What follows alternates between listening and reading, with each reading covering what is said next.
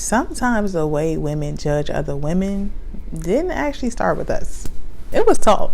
Can we talk about this? So I read this article on Medium the other day that I felt was the perfect conversation to continue, especially during Women's History Month, right? Long story short, the writer points out a pattern based on Teyana Taylor's recent Woman of the Year win, right?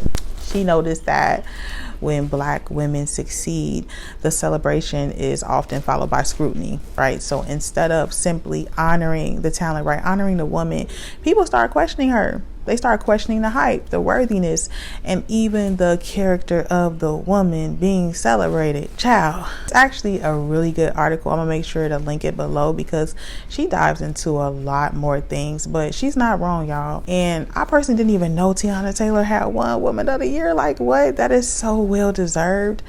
But it was disheartening to read that during such a celebratory moment, she was receiving backlash.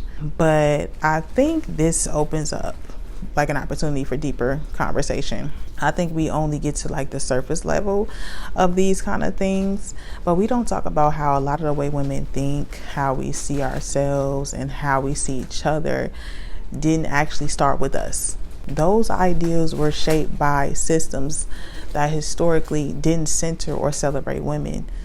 They're rooted in patriarchy. And for Black women specifically, some of those mindsets were shaped during slavery and then passed down through generations, which means we can inherit ways of thinking that were originally built for survival, not for sisterhood.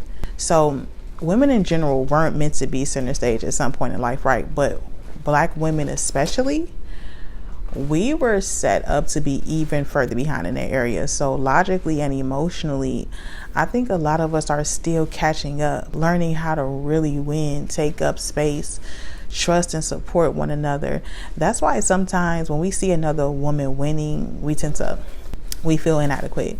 And sometimes, if we're honest, we start questioning her. But a lot of the time, the way you feel about her is how you feel about yourself subconsciously. And I say all of this with compassion, right? A lot of women struggle with jealousy or comparison because of the deeply rooted systems and beliefs that they grew up in, beliefs that shaped how they see themselves. You know and feel that it doesn't feel right to demean another woman, right, or question her, but sometimes it doesn't feel natural to uplift her either. Why? Well, because we were never taught how to genuinely uplift ourselves in the first place. I really feel like we're learning that in real time. And it's like, okay, so what do we do? I think we start by giving each other grace, to ourselves, to each other. And if you are a believer, we should be praying and covering one another. Our first instinct should not be get back or doing somebody else wrong because they did you wrong. It should be prayer. And I say this with love because I've been there before. I've been jealous. I've been trapped in comparison. But the Lord restored me. He gave me identity and helped me see the wounds I was carrying, things that had been passed down that were never going to produce good fruit in my life. But that required honesty with myself, honesty with God, and honesty with the people around me.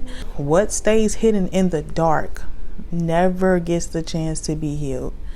So this Women's History Month, I just wanted to offer something.